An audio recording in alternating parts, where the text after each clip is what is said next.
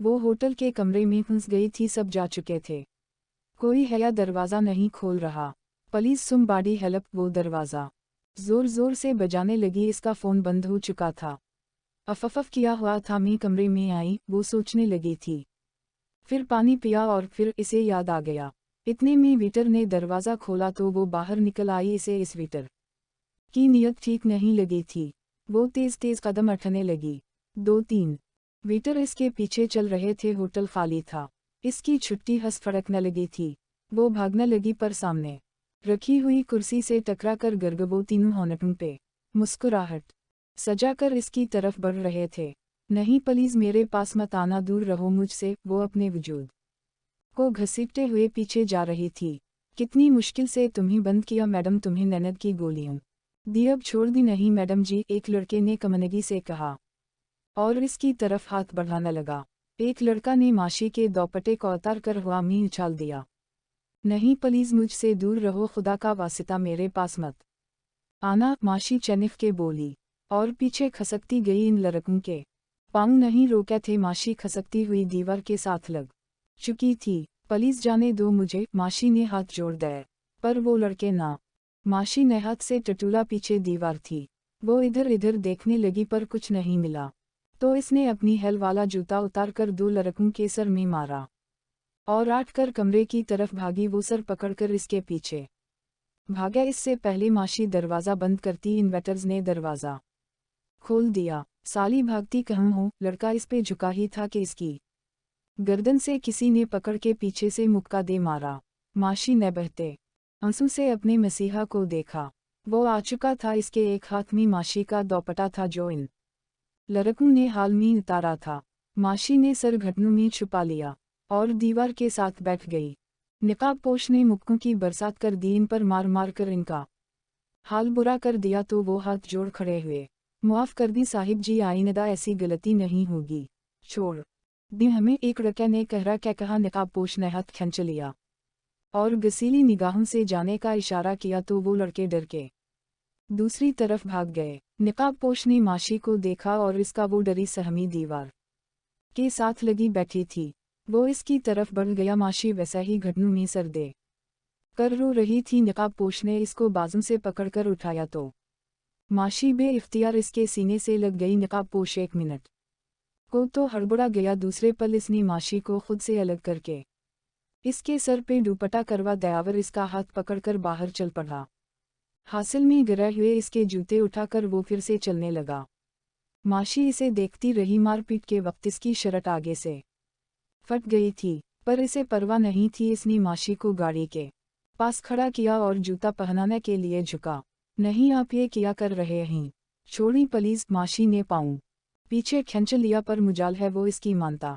वो इसके सामने घुटनों के बल बैठ गया। माशी का पाँव अपनी टांग पर रखकर जूता पहनाने लगा। माशी ने इसके कंधे पर हाथ रख लिया था और इसे देखने लगी। थोड़ी देर में वो इसको जूता पहनाना चुका था और गाड़ी का फरनट दरवाज़ा खोल दिया। माशी चुप चाप बैठ गई। वो कोई सवाल नहीं करता था। इस बार भी इसने माशी से कुछ नहीं पूछा था।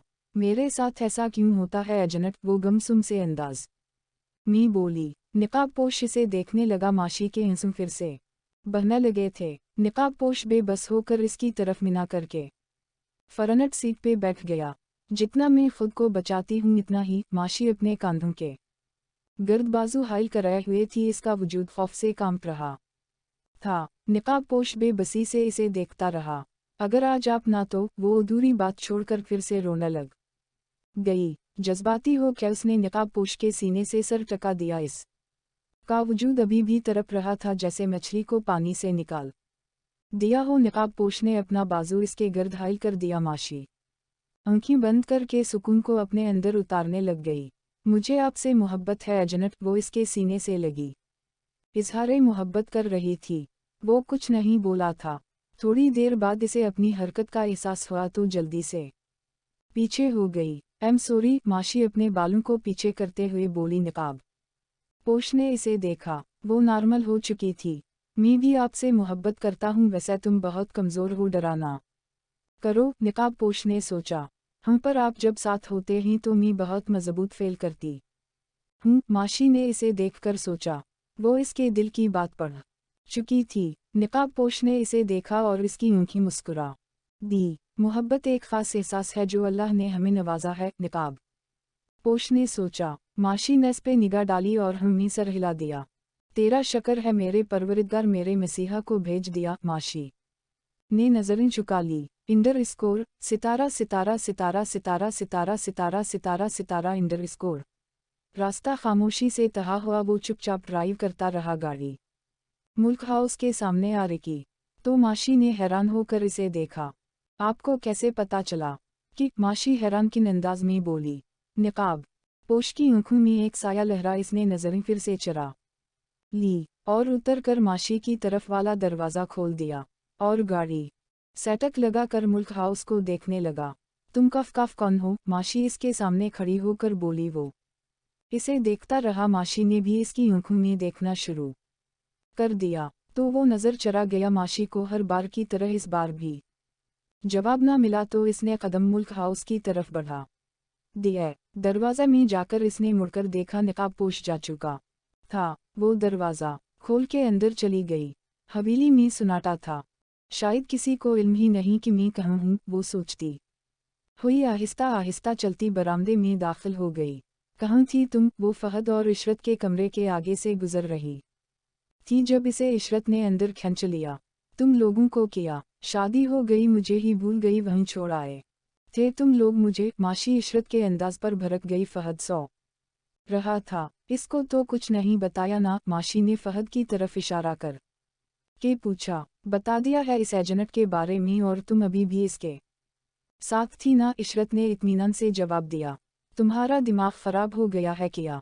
इसको क्यों बताया? और मैं इस के साथ नहीं थी। वो हर बार की तरह इस बार भी मेरी हिफाजत करने आ गया था। माशी ने सारी बात सुना दी। इशरत हर बार की तरह हैरान हो गई थी। माशी मुझे वो जिनबूत लगता है, हर जगह पहुंच जाता है, और अब इसे हमारे घर का भी पता है। हमारी गार्ड वाकई वो बूथ है। बच के रह इससे। इशरत फहद के पास बैठ गई। वो सोया हुआ था। इशरत इसके बालों में हाथ चलने लगी। माशी की हंसी छूट गई। चुप करो चुड़ैल, मेरे शौहर की ननद खराब ना करो, थका हुआ है। इशरत आठ कर माशी के पास आ गई। हो इतना प्यार, पूरी औरत बन गई हो 2 दिन में। माशी इसे सर से पाँव देखकर बोली। इशरत ने नाइट गाउन पहना हुआ था जिसका गला खोला था। खोले बाल और चेहरा बगैर मेकअप के फहद की मोहब्बत का रंग इस पे चढ़ा हुआ था। माशी ने फिर फहद पे नज़र डाली। वो सफ़ेद शलवार कमीज में मलबूस बेखबर सो रहा था। ये सो रहा है या सोने का नाटक कर रहा है? माशी ने घूर कर फहद को देखा। ए मेरे शौहर पे इल्ज़ामात ना लगाओ, चुप कर के दफ़ा हो जाओ। इशरत गुस्से से बोली तो माशी की फिर से हंसी निकल गई। फहद हलने लग गया। खुदा का खौफ करो लेडीज, इतनी रात को क्यों गला भाड़ भाड़ कर हंस रही हो? फहद आंखें मिलता आठ बैठा। हम लेडीज नहीं ही भूरा बंदर। माशी ने आंखें सकूड़ कर कहा। मुहतरमा आपको टाइम मिल गया घर आने का, हो गई मुलाकात अपने पर्दा नशी से। फहदान आंखें मिलता आठ कर बैठ गया और कद्र गुस्से से कहा। माशी ने अफसुर्दगी से फहद को देखा, फिर इशरत को, और बे यकीनी के आलम में सर हिलाकर कमरे से भाग गई। फहद आपको ऐसे नहीं बोलना चाहा था। वो इससे नहीं मिलने गई थी, बल्कि इशरत ने फहद को सारी बात बता दी। तो हशीब में अभी आता हूँ इशू। फहद बेड से आठ के माशी के पीछे भागा। वो तब तक जा चुकी थी, इसे पता था वह कहाँ थी। वो बरामदे से होकर सीढ़ियाँ चढ़ने लगा। सटीफ सब लोग कितना गलत सोचते हैं भला। में मरूश मुल्क रात के 1 बजे किसी को मिलने जा सकती हूँ क्या? पता है सटीफ वो दरिंदे कितने खतरनाक थे। अगर वो ना आता तो? माशी दीवार के साथ बैठ के रोते हुए सटीफ को सरगोशी कर रही थी। फहद के कदम सीढ़ियों पर ही रुक गए। अगर आज वो ना आता तो मेरी इज्जत लट जाती। वो मेरा मसीहा है। और फहद मुझ पे कैसा घटिया इल्ज़ाम लगा रहा था। क्या मैं ऐसी लड़की लगती हूँ तुम्हें? सटीफ मुझे अपनी इज्जत किस हद तक अजीज है ये तुम जानते हो ना? सटीफ माशी के आंसू बह रहे थे। एम सॉरी माशी। फहद की आवाज़ सुनकर भी इसने इसे देखा। नहीं, मेरा वो मतलब नहीं। इससे पहले वो कुछ और बोलता माशी आठ कर नीचे भाग गई। मैंने बगैर सोचे बोल दिया अफफ गॉड, अब पता नहीं कब तक ये माँ रानी नाराज़ रहेंगी। फहद इसे नीचे जाता देख सोच में पड़ गया और फिर से कमरे में चला गया। इशरत इसका इंतजार कर रही थी। मान गई किया इशरत के सवाल पर इसने सर को नफी में हिला दिया और इसके साथ बेड पर लेट गया। कोई बात नहीं, जब से वो जवान हुई है तुम्हें पता तो है कितनी पोजेसो हो गई है। कोई बात नहीं, मैं कल बात करूंगी, आपकी बीवी हूं अब तो बेफिक्र हो जाए, आपकी बहना को माना ही पड़ेगा। इशरत फहद की लंबी और प्यारी सी नाक को दबाकर बोली। फहद के होंठों पर मुस्कुराहट आ गई। इसने इशरत को अपने सीने से लगा लिया। मैं 2 दिन बाद जा रहा हूँ इशू। फहद ने इसके हाथ पर होंठ रख कर कहा। मत जाओ ना, मैं क्या करूंगी, तुम्हारे बगैर दिल नहीं लगेगा। फहद। इशरत ने इसके गर्द बाजों की पकड़ को मजबूत कर दिया, जैसे वो अभी ना भाग जाए।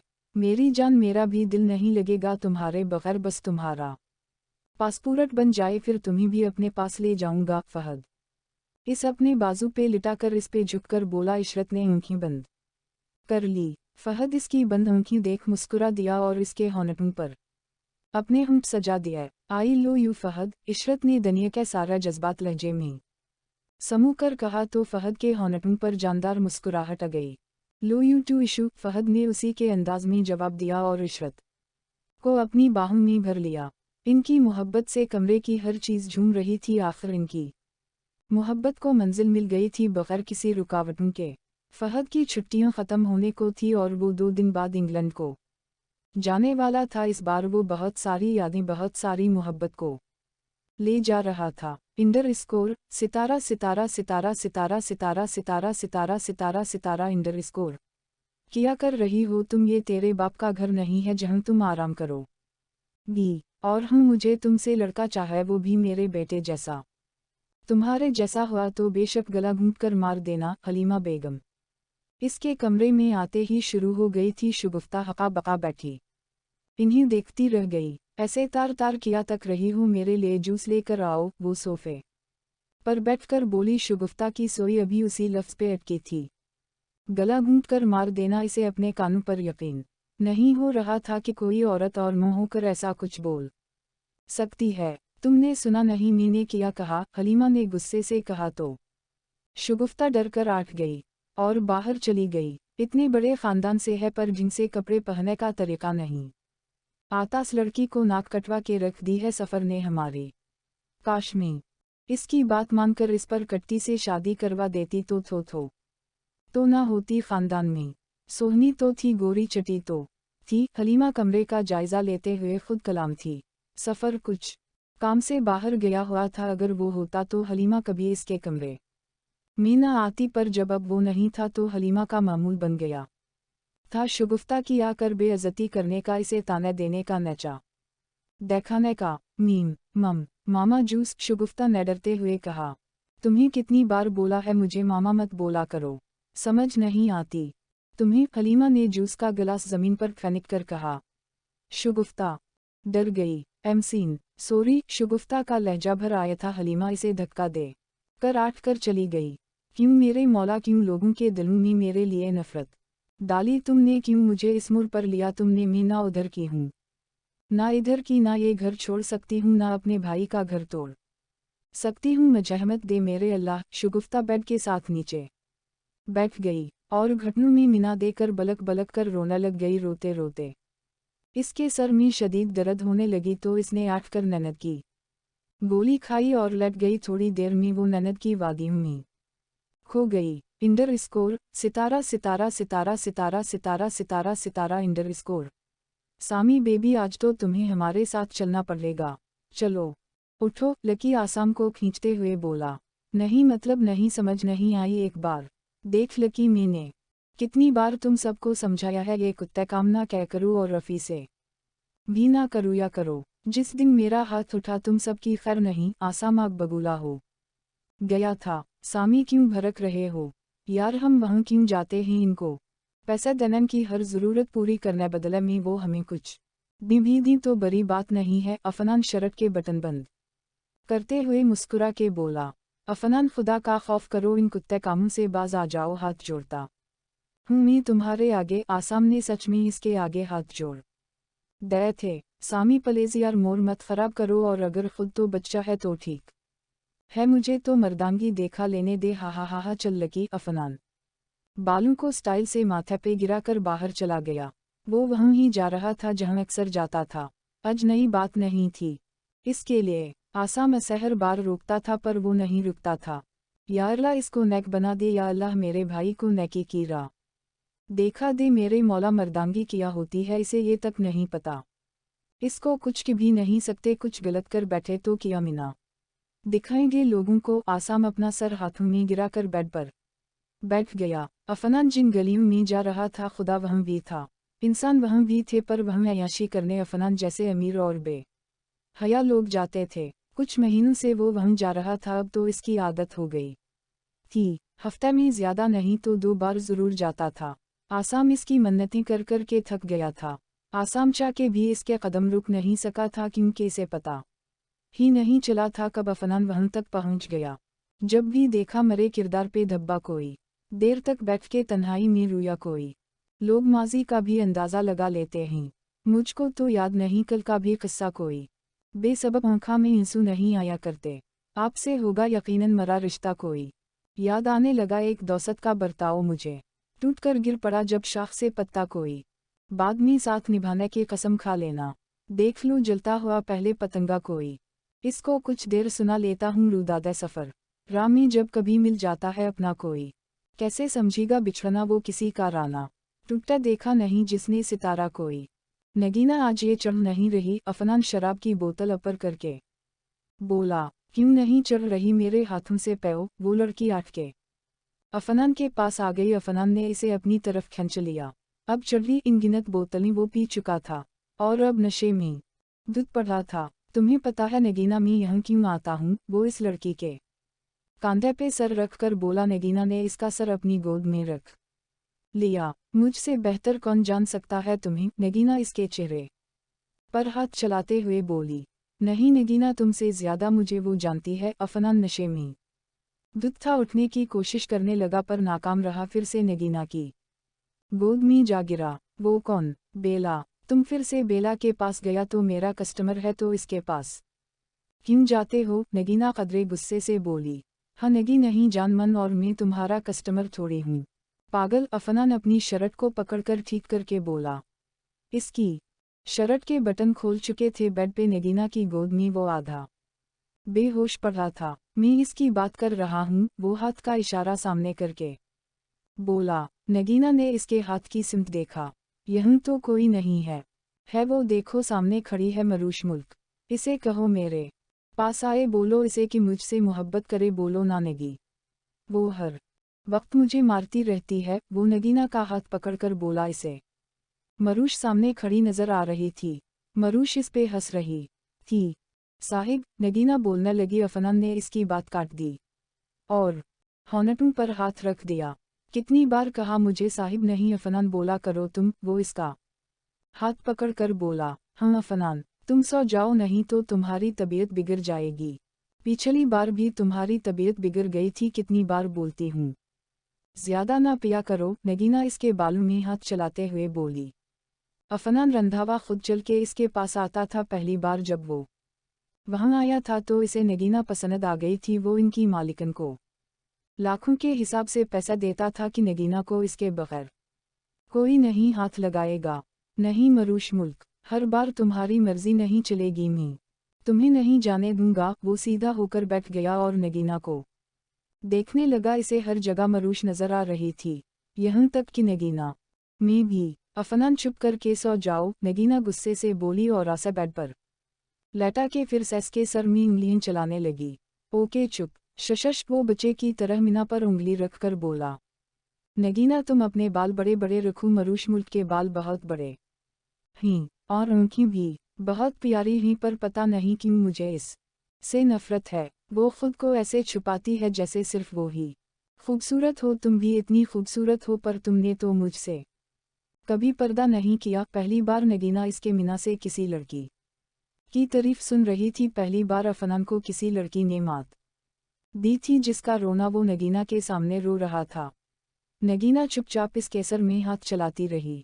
आहिस्ता आहिस्ता अफनान बोलते बोलते ननद की आगोश में चला गया। नगीना इसे देखती रही। कितने खूबसूरत हो तुम, पता नहीं किसके नसीब में हो तुम। मुझे तुमसे मोहब्बत है पर हूँ तो एक तवाइफ इस नैफनन के बराउन। बालों को माथे से हटाते हुए इसके माथे पर हूँ रख दिए वो। बेसूद इसकी गोद में बेहोश पड़ा था।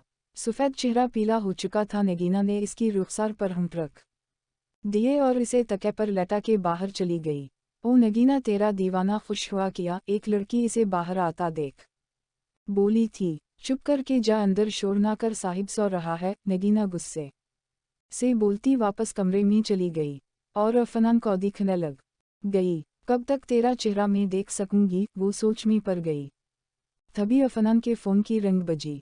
इसने डरते डरते फ़ोन को देखा और ऊपर चमक रहे नाम को ज्यादा नहीं तो 10-12 पढ़ी हुई थी, तो आसानी से इसने नाम पढ़ लिया। हेलो, वो डरते हुए बोली। जी आप कौन? आसाम ने एहतिराम से पूछा। मैं नून। नगीना साहिब सो रहे हैं, वो झिझक के बोल रही थी। हालांकि वो तवाइफ थी पर अफनान अक्सर आसाम का जिक्र करता था इसके पास, इससे इसको अंदाज़ा था वो किस हिसाब का है। ठीक है, आप मुझे एड्रेस दें, मैं इसे लेने आ रहा हूँ। नगीना की सोई आप लफ्ज़ पे ही हार गई। पहली बार किसी आदमी ने इसे आप कहा था। नगीना ने एड्रेस लिखवाया और फ़ोन रख दिया। किया तवाइफों की ज़िंदगी नहीं होती, किया इसे अच्छी ज़िंदगी गुजारने का कोई हक नहीं। काश कोई अमीर ज़्यादा ये सोचता तो कितनी ही लड़कियां तवाफ ना होती। और मैं शायद सोचते सोचते इसकी आंखों में आंसू आ गए। सारा मंजर धुंधला गया था तो वो आंसू साफ करके फिर से अफनान को देखने लगी। इंडर स्कोर सितारा सितारा सितारा सितारा सितारा सितारा सितारा सितारा इंडर स्कोर। आसाम इन गलियों में पहली बार आया था। वो नहीं चाहता था कि सबा अफनान वहाँ से न केवल लोग रंधावा खानदान पर उंगली उठाएं। वो झिझक कर चल रहा था। जिस जगह का पता दिया गया था वो वहाँ पहुँच गया। अंदर रश ही रश था। वो घबरा रहा था। मुझे नगीना से मिलना है, वो अंदर जाके पास से गुजरती एक लड़की को बोला। इसने सर से पाँव तक आसाम का जायजा लिया। वो तो नहीं मिल सकती, हम ही चलूंगी। किया आसाम के औसान खता होने लगे थे। ए साइड पे हट साहिब जी, आप आएं। नगीना ने लड़की को एक साइड पर किया और आसाम को देखा। आसाम इसके पीछे चल दिया। एक कमरे में अफनान बेखबर सो रहा था। आसाम इसकी तरफ बढ़ा। अफनान उठो। आसाम इसके मीना को थपक कर जगाने की कोशिश करने लगा, पर वो नहीं उठा। स्वाद साहिब जी, आप ना जगाएं, बे बड़ी मुश्किल से सोया है। नगीना ने फ़क्र-मंदी और डर से कहा। आसाम हैरान था क्योंकि नगीना ने सर पर दोपट्टा ले लिया था। इसे देखते ही आसाम ने गहरा सांस लिया। आप मेरी हेल्प कर दी इसे गाड़ी तक ले जाने में। आसाम नगीना को बगैर दिखे बोला था। फिर इन्होंने इसे उठाकर गाड़ी में डाला। शुक्रिया। आसाम फ्रंट सीट पर बैठकर बोला। नगीना इसे देखती रही पर आसाम ने इस पे पहली बार निगाह डाली थी। इसके बाद अब तक इसने नज़र उठाकर इसे देखा भी नहीं था। आसाम गाड़ी स्टार्ट करके वापस की राह चल पड़ा। रात के अंधेरे में किया गया गुनाह दिन के उजाले में आने से इस ने बचा लिया था। जब से नई फर्म की ओपनिंग हुई थी तो रंधावा खानदान का नाम सबसे अपर था, जिस वजह से मीडिया वाला जगह जगह रंधावा खानदान के अफराद को आघिरते थे। अगर कोई मीडिया वाला अफनान को तवाइफों की बासती से निकलता देख लेता तो रंधावा खानदान की धज्जियां उड़ जाती। इसीलिए आसाम को इन गलियों में जाना पड़ा जहाँ की हवा से भी दूर से गुजरा था वो। मरूश मुल्क, तुमको मैं छोड़ूंगा नहीं। तुमने मुझे थप्पड़ मारा। आसाम इसे गाड़ी से उतार रहा था। अफनान लड़खड़ा कर आसाम को मारने लगा। वो आसाम पे चलाने लग गया। आसाम ने इसके मीना पे हाथ रख दिया और इसे अंदर ले गया। सीढ़ियों बड़ी मुश्किल से चढ़ा था वो। अफनान को इसके बेड पर गिरा के खुद भी वहीं गिर गया। इसकी सांसें फूल गई थी। सांस बहाल करके वो अपने कमरे में चला गया। इंडर स्कोर सितारा सितारा सितारा सितारा सितारा सितारा सितारा सितारा इंडर स्कोर। माशी रेडी हो जाओ। माशी कमरे में बैठी थी जब इशरत इसके पास आकर बोली। और तुम? माशी ने इसे सवाल किया। मैं भी जा ही रही हूँ, पर जब तक पासपोर्ट नहीं बन जाता। इशरत बैठते हुए बोली। इसने लाल और हल्के फुल्के काम वाली साड़ी जेब तन की हुई थी। होंठों पर लिपसटक बालों को करली किया हुआ था। कानों में सोने के छमके, गले में सोने की चैन और हाथों में फूफू के दए हुए कड़े पहन रखे थे। वो बहुत प्यारी लग रही थी। इशू, तुम तो बलकल ही बदल गई हो, बड़ी बड़ी लगने लगी हो। माशी इसका जायजा लेते हुए बोली। हा, मेरी जान, अब मैं मुल्कों की बेटी ही नहीं बहू भी बन गई हूँ। मोमताई और चाची ने पूरा 2 घंटे लेक्चर दिया कि आइंदा से तुम्हारे हाथ सोने ना हूँ, गला सोना ना हो वगैरह वगैरह। इशरत की बात पे माशी खिलखिलाकर हंस दी। और ये साड़ी फहद ने दी है? इशरत खड़ी होके घूमी। वाओ, बहुत प्यारी है यार, मुझे नहीं पता था ऑस्ट्रेलियन बल्ले की चवाइस इतनी अच्छी है। माशी की बात पे इशरत और इसकी हंसी छूट गई। वो 2 दिन से फहद से नाराज थी। नाराज होना भी बनता था, इस भी तो बात वैसी की थी। माशी, फहद को मुआफ़ कर दो यार, गलती इसकी नहीं मेरी है। इशरत इसका हाथ थामकर बोली, तुम अपने शौहर की वकालत करना बंद करो, खुद मुआफ़ी मांगने आएगा तो मुआफ़ करूंगी। माशी बालों में बुरुश चलाते हुए बोली। मास सटरूम, हमें मुआफ़ कर दी प्लीज़। वो फहद की आवाज़ पर चौंकी। फहद कान पकड़कर खड़ा था। आइंदा ऐसी गलती कभी नहीं होगी, फहद मासूमियत से बोला। माशी की हंसी छूट गई। फहद ने कानों को छोड़ दिया। वैसे वो कौन है मास सटरूम, आप किसी इंसान पर भरोसा कैसे कर सकती हैं? वैसे हैरानगी की बात है, तुम्हारी हिफाजत वो जैसे करता है। फहद की बात मीना में ही थी, वो बोल उठी। मुझे इस मामले पर कोई बहस नहीं करनी, आप जल्दी से तैयार हो जाएं, अभी निकलना है। माशी तेजी से बोली। वो कंधे अचकाकर चला गया। इंडर स्कोर सितारा सितारा सितारा सितारा सितारा सितारा सितारा सितारा इंडर स्कोर। अली, मेरी तबीयत बहुत ख़राब हो रही है, प्लीज़ जल्दी से घर आ जाओ। नीलम की कॉल आई थी तो वो ऑफिस से बेसुध भागा था। अपनी वाहिद गाड़ी जो ऑफिस की तरफ से इसको मिली थी, इसने हवाओं में उड़ा दिया था। वो घर पहुंचा तो नीलम कहरा रही थी। नीलम, क्या हुआ मेरी जान? हिम्मत रखो, अभी हॉस्पिटल पहुंच जाएं। गे अली ने नीलम को गाड़ी में डाला और फिर से गाड़ी भगा दी। हॉस्पिटल पहुंचकर वो तकरीबन भागकर नीलम को अंदर ले गया था। डॉक्टर नीलम को चुप करने लग गए। मिस्टर अली, ऑपरेशन करना पड़ेगा, नॉर्मल डिलीवरी नामुमकिन है, और अगर ऑपरेशन के बाद आपकी वाइफ या बच्चे को कुछ हो गया, इसकी रिस्पॉन्सिबिलिटी हमारी नहीं होगी। दी इंडर स्कोर साइड कर ली। ऑपरेशन करवाना है कि नहीं? डॉक्टर किकर चला गया। अली के औसान खता होने लगे। वो बेंच पे गिर गया। इसके कानों में बार बार एक ही बात गूंज रही थी। अली ने जल्दी से फ़ोन निकला। आसाम, मुझे तुम्हारी मदद चाहे भाई, अली ने टूटे हुए अंदाज में कहा। क्या हुआ, सब खैरियत तो है? आसाम, हारिश और 2-3 बॉयज़ कैंटीन में बैठे थे जब अली की कॉल आई। अली ने सारी बात बता दी। मैं अभी आता हूँ, इनको कुछ नहीं होगा, तुम फ़िक्र ना करो, आसाम ने जल्दी से कहा और आठ खड़ा हुआ। केस हुआ, कहाँ जा रहे हो यार? हारिश कोल्ड डरनक रखते हुए बोला। अली भाई की बीवी हॉस्पिटल में ही, इनको मेरी हेल्प चाहे, आसाम ने कहा और कैंटीन से निकल गया। आसाम हारिश और अली की मुलाकात करवा चुका था, इसीलिए हारिश इसे जानता था।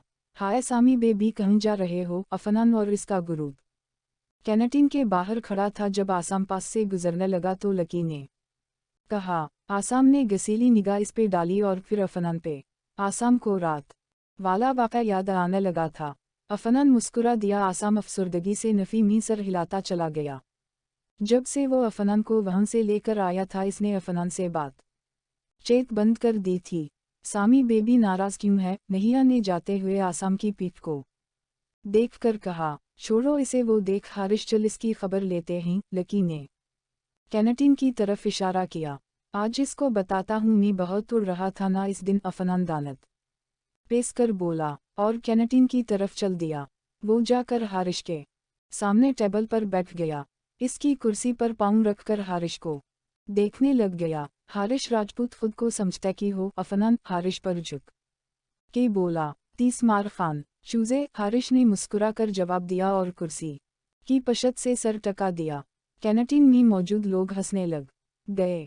मारो मुझे, मारो, हिम्मत है? अफनान आग बगूला हो गया और हारिश के गरीबान से पकड़ लिया। अफनान, हाथ पीछे करो नहीं तो। हारिश ने इसके हाथ की तरफ इशारा करके कहा। लकी ने सबको कैंटीन से जाने का इशारा किया तो सब चले गए। अब वो और अफनान का ग्रुप या कैंटीन वाला बचा था।